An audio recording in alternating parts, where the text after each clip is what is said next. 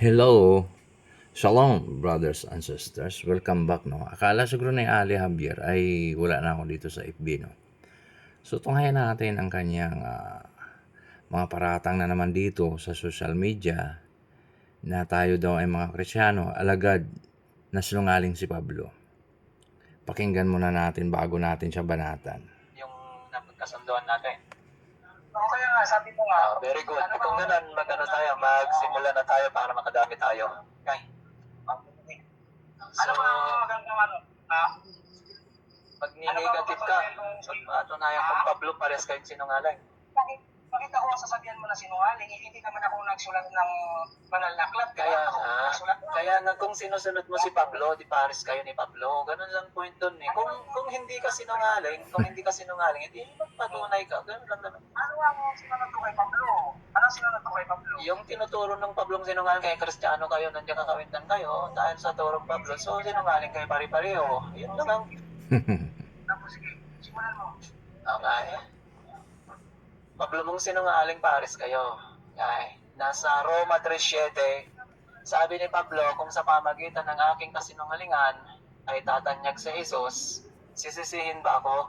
Kahit ang Pablong sinungaling, sinisisi ngayon ng maraming mga tao kasi tinatanyag niya si Jesus, ginawa niyang Diyos. Okay. So, ayon sa binanggit niya, brothers and sisters, no, na dahil daw sa pagsinungaling ni Pablo ay naging tanyag si Jesucristo. Hoy, bugok. Sinabi ni Kristo na maraming manumbalik sa kanya at iligtas niya dahil siya ang nag-iisang tagapagligtas, hindi ang bulaang propeta. Diba kayo ay tinuruan na maging sinungaling?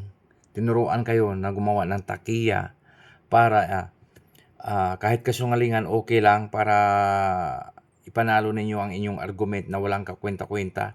Hindi mo nga alam na ang bulaang propeta mo ay namatay sa lason at isang kriminal. Ha?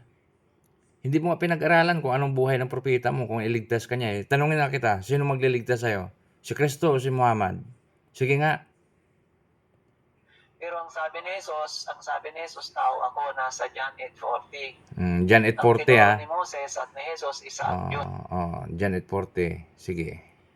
Hanapin natin, mga brothers and sisters. Itong mga sinungaling na to ay ano to eh.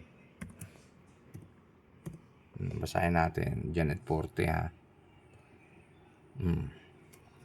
Sige, basahin nyo mga may. Sinabi ni Jesus dyan. Jesus tells the opponents, but now you seek to kill me, a man who has told you the truth that I heard from God. This Abraham did not do. Highlighting their violent intent despite his divine message and contrasting their action with Abraham's faithfulness, indicating deep misunderstanding and rejection of his God-given mission. So, itong bugok na Ali Javier, mga amigo-amiga, mga brothers and sisters. Dahil sa wala kang understanding, yun ang sinagot ni Jesus Christ para sabihan itong mga tao. Kagaya mo rin sila eh, walang understanding. Wala kasi kayong Holy Spirit, kaya hindi nyo maintindihan ang ibig sabihin ni Jesus Christ at ang Biblia. So, puro lang kayo bintang at paninira sa mga Kristiyano na ang iyong reliyon nga hindi nyo nga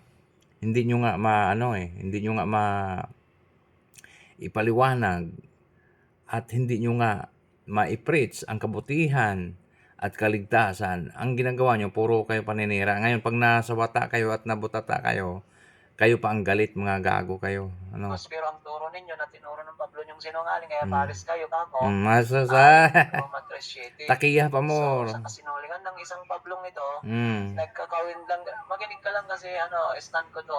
Sa stand mo, saka ka magsalita rin doon para mas maganda. Hindi tayo lumayo. yung pinagkakasalpukan yung mga Kristiyano. Oh, yan, yes or yan, no? yan.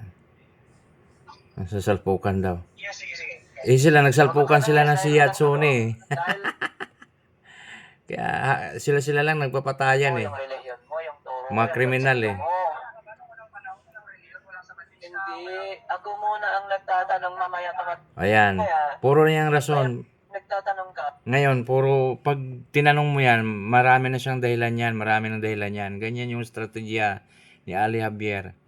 No, kayo ang sinungaling dahil tinuturo sa inyo ang takiya.